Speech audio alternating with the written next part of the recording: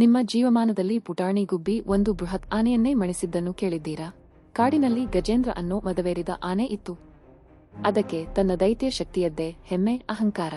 ಒಂದು ದಿನ ಈ ಕ್ರೂರ ಆನೆ ಮರದ ಕೊಂಬೆಯಲ್ಲಿದ್ದ ಅಮಾಯಕ ಗುಬ್ಬಚ್ಚಿ ದಂಪತಿಗಳ ಗೂಡನ್ನು ತುಳಿದು ಅದರ ಮೊಟ್ಟೆಗಳನ್ನು ಪುಡಿ ಪುಡಿ ಮಾಡಿತು. ದುಃಖದಲ್ಲಿದ್ದ ಆ ಗುಬ್ಬಚ್ಚಿಗಳು ಸುಮ್ಮನೆ ಕೂರಲಿಲ್ಲ. ಆನೆಗೆ ತಕ್ಕ ಪಾಠ ಕಲಿಸಲು ಶಪಥ ಮಾಡಿದವು.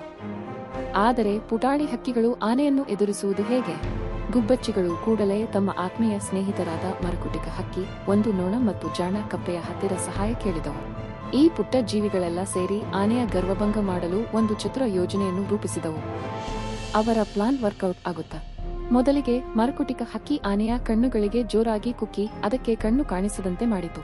ನಂತರ ಆ ನೊಣವು ಆನೆಯ ಕಿವಿಯ ಬಳಿ ಹೋಗಿ ಜೋರಾಗಿ ರಾಗ ಎಳೆಯುತ್ತಾ ಅದಕ್ಕೆ ಬೇರೇನೂ ಕೇಳಿಸದಂತೆ ತಲೆ ಕೆಡಿಸಿತು. ಕೊನೆಯದಾಗಿ ಬಾಯಾರಿಕೆಯಿಂದ ತತ್ತರಿಸುತ್ತಿದ್ದ ಆನೆಗೆ ದಾರಿ ಕಾಣದಿದ್ದಾಗ ಕಪ್ಪೆಯು ದೊಡ್ಡ ಕಂದಕದ ಅಂಚಿನಲ್ಲಿ ಕುಳಿತು ಜೋರಾಗಿ ಕರಕರ ಎಂದು ಸದ್ದು ಮಾಡಿತು.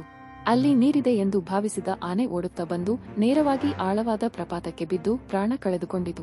ನೆನಪಿಡಿ, ಬುದ್ಧಿವಂತಿಕೆ ಮತ್ತು ಒಗ್ಗಟ್ಟಿನ ಮುಂದೆ ಎಂತಹ ಬಲಿಷ್ಠ ಶತ್ರುವು ಸೋಲಲೇಬೇಕು. ಇಂತಹದ್ದೇ ಒಂದು ಅದ್ಭುತ ಗೆಲುವನ್ನು ನೋಡಬೇಕಿದ್ದರೆ